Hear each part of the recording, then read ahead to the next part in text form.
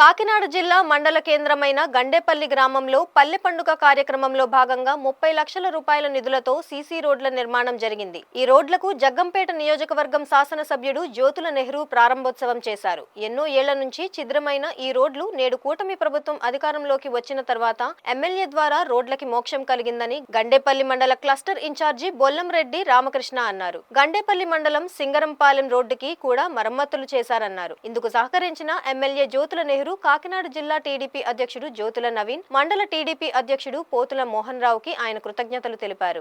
గండేపల్లి గ్రామంలో ఎప్పటి నుంచో ఈ రోడ్ల నిమిత్తం చాలా బాధపడుతూ ఉన్నాం.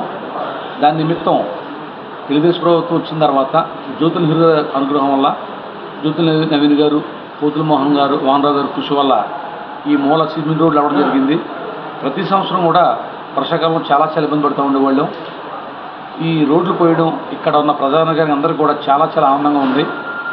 ఇక్కడ గత ప్రభుత్వం ఎన్నిసార్లు మొరబెట్టుకున్న పట్టించుకుని పాపను పోలేదు. మన ప్రభుత్వం, మంచి ప్రభుత్వం, టీడీపీ ప్రభుత్వం, కూటమి ప్రభుత్వం వచ్చిన తర్వాత ప్రజలకి అన్ని సౌకర్యాలు, అలాగే గండేపల్లిలో కూడా సింగరాంపాలెం రోడ్డు అనగా ఎన్హెచ్ నుండి సింగరాంపాలెం రోడ్డు వరకు కూడా ఈ మధ్యన తార్ రోడ్డు కూడా రిపేర్ చేయడం జరిగింది. ఈ రోడ్డు అయితే చెరువులు తలపించేట్టు ఉండేది. అందులో మయంగా గోతుల్లో కూడా ఓడ్చడం జరిగేది. వాహనాలు దిగబడిపోవడం చాలా ఇబ్బంది పడిపోయి మామూలుగా నరకం ఏంటో భూమి మీద చూశారండి. ఈ రోడ్డు పుట్టిన తర్వాత ఎప్పుడు ఈ స్థాయికి ఇంత దీనస్థితికి ఎప్పుడు వెళ్ళలేదు.